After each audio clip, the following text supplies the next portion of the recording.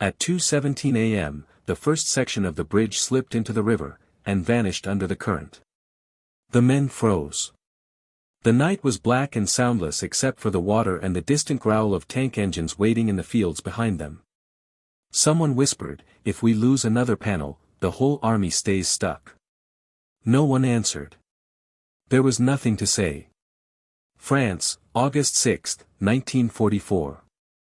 The war in Normandy had turned from chaos into pursuit. The Americans had broken through at St. Lo, and now they needed to move, fast. But the Germans had destroyed every bridge across the Vire River. The 2nd Armored Division was halted, 30 tons of steel and fuel idling behind mud and darkness. The only way forward was to build a new bridge, before dawn.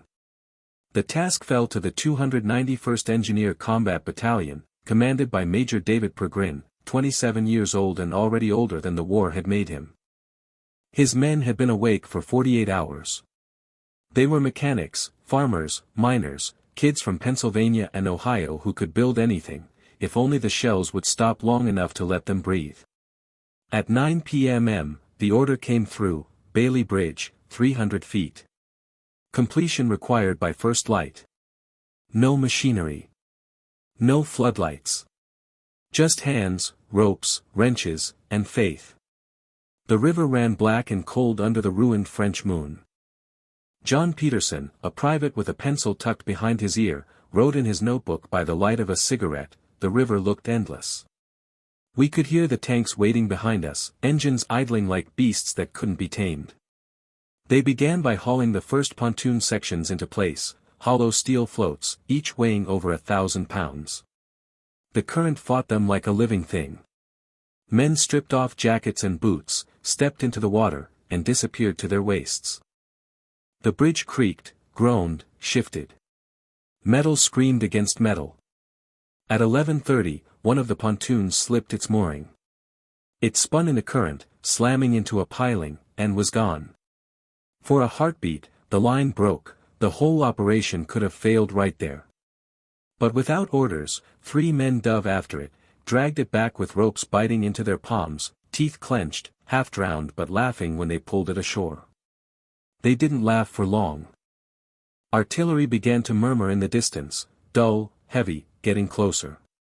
Pergrin moved between crews, his uniform soaked, voice even but sharp, "Keep working. Don't look up. Don't think about the noise." His job wasn't to inspire, it was to keep them moving.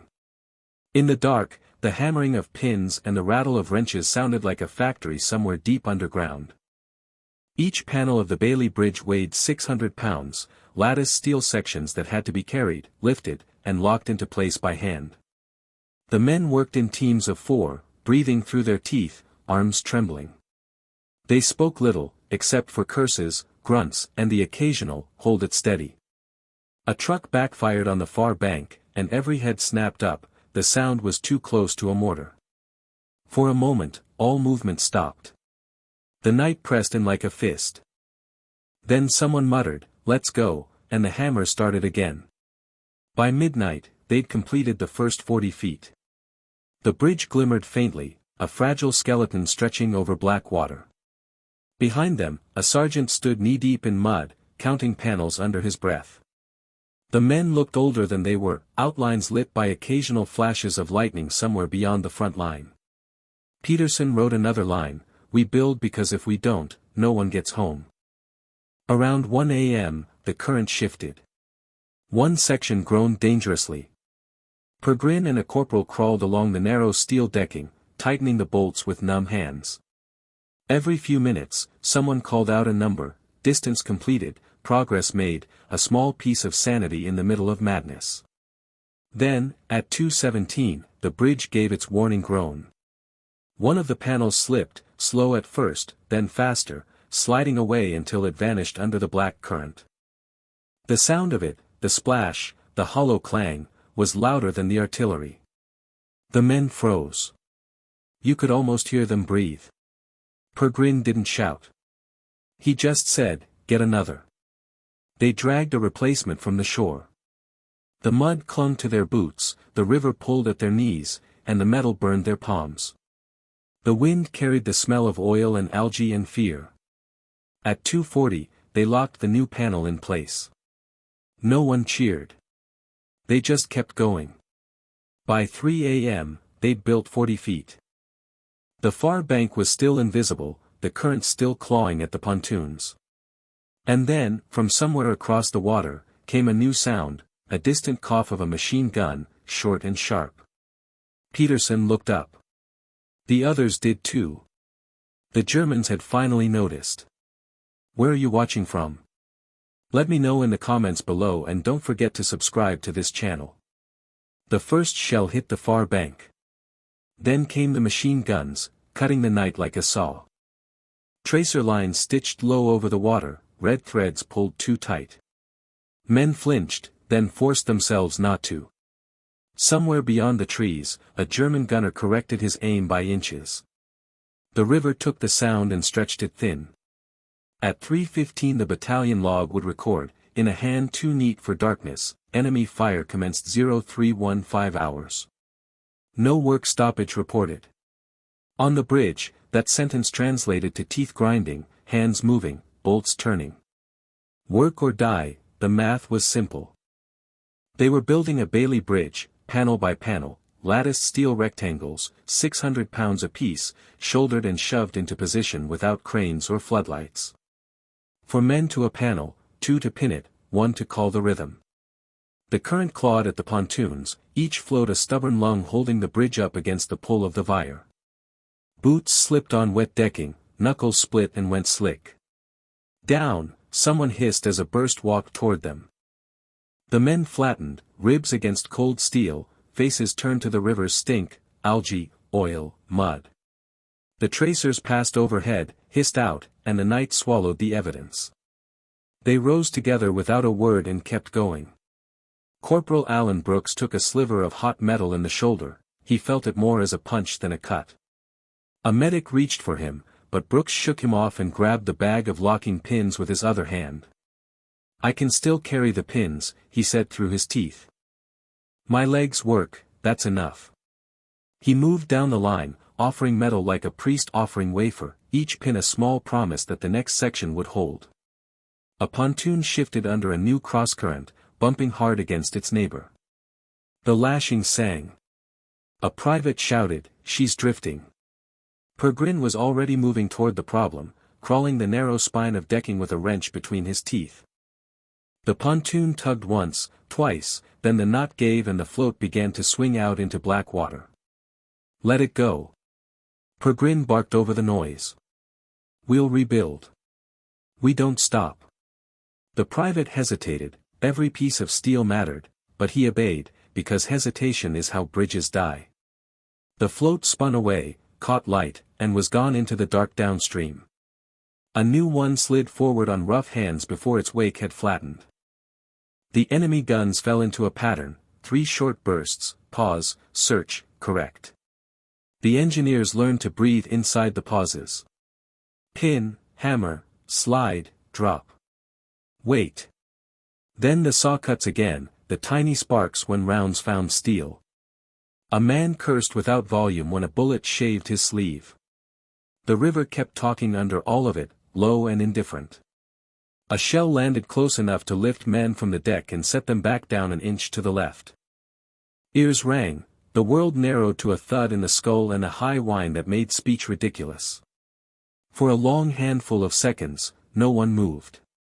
Somewhere, a tool fell and found metal with a bright, childlike ping. That was enough. A hand reached, then another, and the work resumed, slower at first, then steady. Courage looked like that, not a shout, but a rhythm rediscovered. Peterson wrote later, the pencil scratching in a foxed notebook now held in some county archive, it was like building a church under a storm. We didn't pray. We set pins. He underlined set pins twice. By 4:20 they were knee-deep into the river's middle voice. The far bank still hid behind smoke and hedgerow. A flare popped somewhere upstream, through a green light that made every face a mask. A German MG-42 replied with its cruel sewing machine speed. Heads. Came the warning, and men ducked, hands still working by memory. Brooks knelt to brace a panel, blood crawling down his sleeve in a dark line he refused to acknowledge. Number? Peregrine called. 85 feet, came the answer, then 90, then 105, numbers stepping across water one boot length at a time. The count steadied them more than sandbags would have. The bridge grew not as a structure but as a sentence completed under fire. At 5 o'clock, a team on the left bank reported a gap opening where the current had bullied 2 floats out of alignment. Rope! Rope now, the squad leader yelled, voice cracking. 2 men slid from the deck into that black cold without waiting for orders. Hands found rope, rope found steel, a knot formed under water where fingers had to choose between dexterity and warmth. Hold it, hold, the float nosed back, sulking, then settled. Pinned, one of the swimmers gasped, hauling himself onto the decking. His lips were the wrong color. Someone clapped him once between the shoulders, a small, rough benediction. Dawn seeped into the east like a bruise turning yellow. The sky lifted an inch, then 2. With light came a new accuracy from the far bank. Rounds walked closer.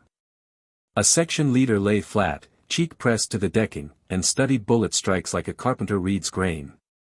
They're short on the right, he murmured. We've got a blind. He waved his men through the exposed gap where a second before no one would have risked it. They went because he sounded like a man measuring wood, not fear. By 6 o'clock they reached the river's crown, the deepest pull, the place where the Vire pushed hardest simply because it could. The bridge flexed, complained, then behaved. Peregrine looked from bank to bank and for the first time allowed himself the thought that the thing in front of them might become a road. The radio cracked and hissed. A voice from the rear, formal even through static, command to 3-1. Tanks need crossing by 8. Peregrine swallowed the reply that wanted to come out. He keyed the handset. 3-1. Bridge incomplete. Estimate 2 hours. A pause.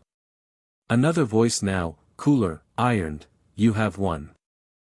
For a moment, everything he'd kept pushed low in his chest tried to rise, the dead weight of fatigue, the ache in hands that had stopped belonging to him 3 hours ago, the bitter knowledge of what an hour meant in steel and sweat.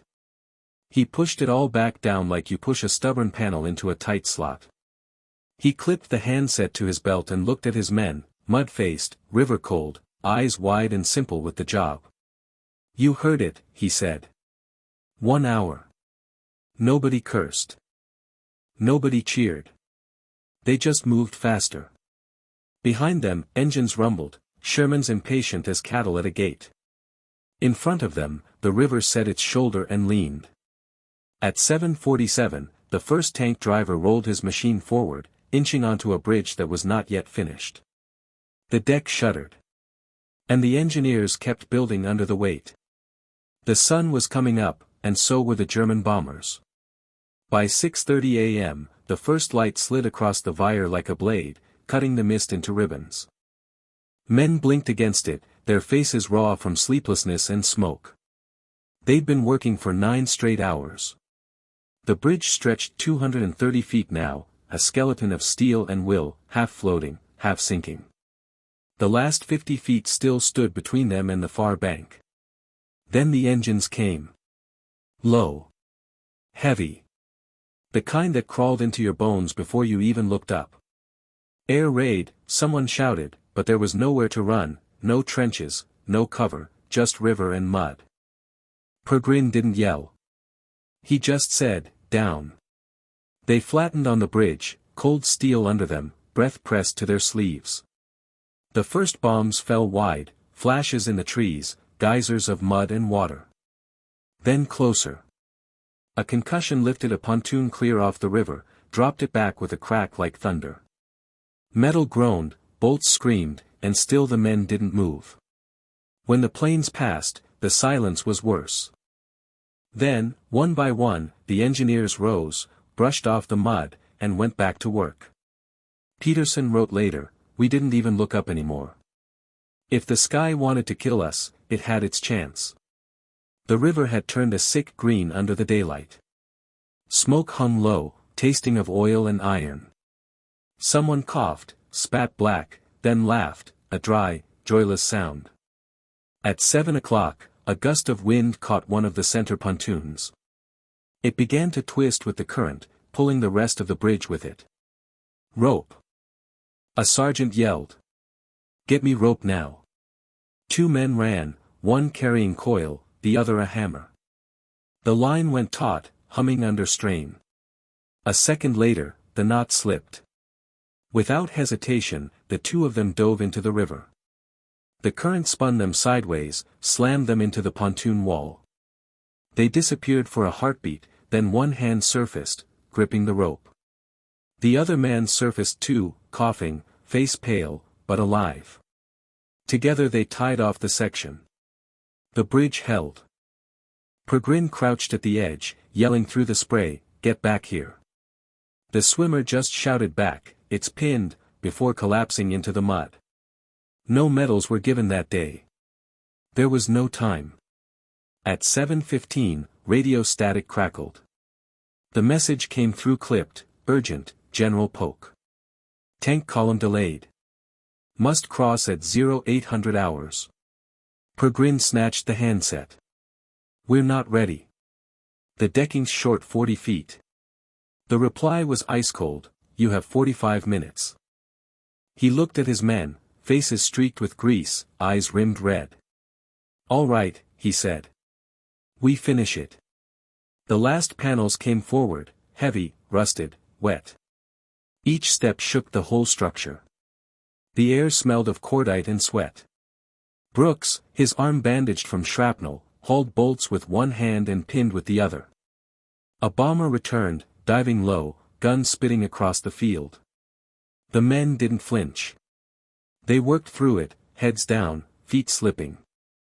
Peterson wrote, "We stopped hearing the war. Only the sound of tools. It was louder than fear." By 7:35, the bridge was 2/3 secure. Enough for light armor, maybe not for tanks. But the first Sherman was already lining up. The driver leaned out of his hatch, face black with exhaust. We going or not? Peregrine shouted back, wait 5 minutes. But the engine roared louder, the sound of orders given somewhere far above any of them. At 7:47 a.m., the first tank rolled forward. The bridge dipped under its weight, a low groan of steel under strain. Men stepped aside, hands gripping the rails. The water slapped against the pontoons, angry and fast. For a moment, it seemed the whole thing might collapse. Bolts creaked, ropes snapped, and a shower of river spray hit Peregrine square in the face. He didn't move. He just watched the treads grind forward, inch by inch. When the tank reached the halfway point, the bridge steadied. The steel flexed, then locked. The tank made it across. The second followed. On the near bank, one soldier whispered, "It's holding." Another answered, "For now." Peregrine turned to Peterson. "How much left?" 40 feet, he said. "Then we're not done." He picked up a wrench, stepped back onto the trembling span, and started bolting again, as if the war could wait another hour for a bridge to become whole. Behind him, the tanks kept coming. And ahead, the far bank was still burning. The first tank moved forward. The bridge bent, then screamed. The engineers froze. One more inch and it would have folded like paper. Dawn spread across the wire like pale smoke. Mist clung to the river, mixing with exhaust and cordite. Men on both banks stood silent, watching the span shiver under the tank's weight. Steel panels moaned, wooden planks popped, bolts sang low. Sergeant William Kearney didn't watch from shore. He ran beside the first Sherman, boots slamming the decking, one hand brushing the rail for balance. "Hold," he whispered, as if the bridge could hear him. When the tank hit the midpoint, the structure dipped dangerously. Kearney's eyes caught it, a pontoon slipping sideways, rope slack. Without thinking, he leapt toward it. His boots slid, fingers found the cleat, and he tied the line by instinct alone. The bridge steadied. German mortars began to fall. The first shell landed long, the second tore up the far bank, showering them with mud. Shrapnel clattered across the deck. The men flattened against the cold steel, then rose and kept working, tightening bolts, replacing pins, checking each joint like surgeons under fire. Carney stayed crouched, counting seconds between explosions. The air stank of fuel and river rot. A bullet struck the panel beside his head. He didn't flinch. He hammered the next pin home and slapped the rail twice, the all-clear signal. The tank driver nodded, nudged forward. The bridge groaned, then held. On the near bank, Major David Pergrin watched through a haze of dust. He'd built bridges his whole career, none like this. Behind him, more tanks idled, engines growling for their turn. When a runner shouted, "Second platoon ready," Pergrin just said, 30 seconds after he's across. The first tank reached the far side at 7:58 a.m. A clerk crouched in a trench, writing with a stub of pencil, "Bridge load test successful under combat fire." First armored vehicle crossed 0758 HRS. Then the next tank came. And another. The engineers moved around them, tightening what the weight loosened, hammering fresh bolts into place. Smoke thickened, men coughed but didn't stop. Every sound mattered, the squeal of metal, the whine of cable, the short, sharp hiss when water hit hot steel. A shell burst close, throwing up a wall of spray. For a moment, the bridge vanished. When the mist cleared, it was still there, and so was Carney, soaked, grinning, rope in hand. "Keep them moving," he shouted. "She'll hold." By 8 o'clock, a rhythm had formed: tank, pause, tank, hammer, shout. The river frothed under the pontoons but couldn't tear them free. The engineers worked as if possessed, faces blank, hands sure, every motion a refusal to let the bridge die. Mortars shifted their aim to the shore, but the man on the span didn't even look up. Courage, here, wasn't loud. It was methodical, a rhythm of pins and bolts against chaos. At 8:14, the 30th tank rolled across. When its treads hit dry ground, the deck sagged once, then settled. The sound that followed wasn't a cheer, just an exhausted exhale. The last man off the bridge, a private from the pin crew, stopped and turned. Smoke drifted low, hiding the far bank. The river glared up at the span, angry, waiting. But the bridge still stood, bent, trembling, black with soot, alive. He looked once more, just to be sure it was real. It was. By 8:15, the order came, all clear. Armor advancing west. Engines roared, and the line of tanks rolled into the rising sun. Carney sat down hard on the decking, breathing in the sharp smell of oil and victory. The steel beneath him creaked, tired but proud. The bridge that shouldn't have held, did. They expected to die on that river. Instead, they watched the tanks roll into the sunrise, and realized they'd changed the course of the war. By 9 a.m., the bridge was quiet again. Smoke drifted over the water like a curtain refusing to fall. The engineers stood ankle-deep in mud, faces hollow with exhaustion. No one spoke for a long time. The tanks were gone, clattering west toward Avranches, leaving only tracks, scorch marks, and the low hum of the river beneath them. Major David Pergrin wiped his hands on his uniform, leaving streaks of oil and blood. He stared at the bridge that shouldn't have survived and muttered, 14 hours. It sounded like both a confession and a prayer. A sergeant beside him laughed once, dry and low. "Sir, we built a miracle." Pergrin shook his head. "No, Sergeant. We built a road." That afternoon, the engineers began to dismantle the temporary ramp on the far bank. German artillery still boomed somewhere beyond the hills, but distant now, like thunder from another world. For the first time in days, they could smell grass instead of cordite. A jeep arrived with dispatch riders and a photographer. The correspondent stepped out, camera dangling, and asked, "Who's in charge here?" Pergrin pointed toward the bridge. "She is." The man laughed, thinking it a joke.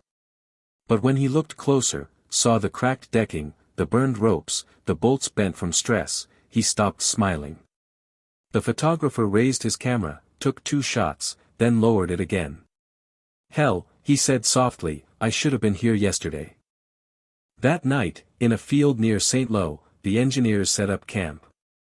They ate from cold tins, too tired to talk. Around the fires, someone began humming an old hymn, wordless, slow. Others joined in. It wasn't celebration. It was survival made audible. Pergrin sat with his journal open on his knees. He wrote. Bridge held. Casualties, minor. Then, after a long pause, he added another line. I don't know how it held. I still hear it creak when I close my eyes. He closed the notebook and listened to the crickets. The war, for most, had already moved on. But for these men, it stayed here, fixed between 2 banks of a nameless French river. The next morning, the official orders came down. Proceed south. Prepare new crossings. They broke camp, loaded their trucks, and drove past the bridge one last time. It still stood, blackened, scarred, but whole. The river hissed beneath it, impatient to reclaim what was stolen. A private in the back of a truck leaned out and saluted. See you in another life, sweetheart, he said under his breath. The others didn't laugh. They just watched until the span disappeared behind the trees. By that evening, reports were already arriving at headquarters. 2nd Armored through Avranches. German line collapsing. Corridor open. History would call it the breakout, the moment Patton's army burst into the open fields of France. But for the 291st Engineer Battalion, it would always be the morning a pile of steel and sweat decided to defy gravity and logic at once. A week later, a war correspondent filed a short piece for the Stars and Stripes. American engineers built a 280-foot bridge under fire in 14 hours, saving 48 hours of advance time. No names were printed. Just a number, a place, and a result. In another folder, one that never reached the paper, the same reporter had written a line he cut before submission. No one remembers who fires the guns, but they should remember who built the road to them. By the time the issue came out, the war had already shifted to new fronts. The men who built that bridge were digging new ones. The old span was left behind, anonymous and uncelebrated it. But sometimes, when they closed their eyes, they could still hear it. The groan of metal, the slap of water, the creak of something refusing to break. And somewhere in that sound, the war was still crossing. In 1979, an old man from Pennsylvania wrote a letter to the U.S. Army Corps of Engineers. Does anyone remember the bridge we built near St. Lo? He asked. August 44. Vire River. 14 hours under fire. Weeks passed. Then months. The reply came back polite and empty, no photographic record located. Consult National Archives. He did. There was nothing, no caption, no print, no map pin. The file for the 291st Engineer Combat Battalion listed road repairs, mine clearing, a crossing near Huy later in the year. But the Vire? Blank paper. He tried another folder, then another. He recognized names he'd lived beside in mud, Pergrin, Brooks, Carney. Still, the bridge itself seemed to have slipped the record the way the first pontoon once slipped the current, swallowed by time without a splash. An archivist took pity. She was young enough to be his granddaughter and careful enough to wear cotton gloves in a room that smelled like old paper and damp wool. Sometimes the field reports missed the index, she said. She went into the stacks and came back with a gray envelope that hadn't been opened in decades. Inside lay a single carbon sheet, corners curled, typed lines wobbling where the ribbon had gone thin. At the bottom, a small, stubborn signature in fountain pen, D. Pergrin, Major, 291 ENGRBN. The line above it read, bridge constructed under fire in approximate 14 hours, total span 280 feet, first armor crossed 0758 HRS, casualties minor. The old man held the page like something breathing. There, he whispered. There you are. A year later, the battalion veterans met in a VFW hall with a low ceiling and a bar that knew their names. They wore jackets with patches that had outlived the uniforms, and they carried small boxes the way men carry photographs. Out came the proofs that memory had kept better than the state: a bent wrench, a pocket journal stained the color of river water, a fragment of rope with one hard knot left in it, and a bolt, cracked through the shoulder like a tooth. Carney, slower now but still a man you listen to, set the bolt in the center of the table. Took this out of the decking after the 30th tank, he said. She held anyway. He looked around the room. We didn't fight the Germans that day. He tapped the bolt. We fought gravity. A local reporter stopped by, more out of courtesy than belief that a story was there. He asked what they remembered. They answered in measurements. 600 pounds a panel. 2 pins per bay. 40 feet left when the first tank moved. The reporter wanted adjectives, they gave him numbers. Finally he said, "Why does it matter now?" The room went quiet. Peterson, who had kept the pencil and the habit, opened his foxed notebook and read without lifting his eyes. We build because if we don't, no one gets home. He closed it. That's why. Pergrin, now retired, sent a letter the reunion read aloud. He thanked them for the work he'd never fully understood even as he'd ordered it. He apologized for the years the records had mislaid their names. He included a line he'd written long ago in a book most of them hadn't read cover to cover: "A bridge is more than steel. It's a promise, that someone will make it to the other side." The men nodded, some with their mouths, others with their hands flat on the table where the bolt lay. Years kept moving. The Vire flowed as if it had nothing to do with any of this, which was both true and untrue. A French schoolteacher wrote to the Corps asking about a wartime crossing her grandfather had described. She received copies of the same carbon sheet. She brought it to class and told children that sometimes history is a sound, the creak of a span you can't see until you're standing on it. In a small county museum, the veterans donated their evidence. The cracked bolt went into a case on a square of dark felt. The placard read, "Deck Fastener, Bailey Bridge, Vire River, August 1944. Below it, smaller type, "On loan from W. Carney." Visitors paused longer in front of that case than the diorama with the plastic Sherman. They leaned close, looking for the moment of failure captured in the fracture, and found instead the fact of endurance, the way the threads still held where they could. When the old man from Pennsylvania died, his daughter found the Corps' form letter in a drawer, the edges softened by rereading. She tucked it behind the glass with the bolt, not out of bitterness but completion. Paper and metal, both proofs.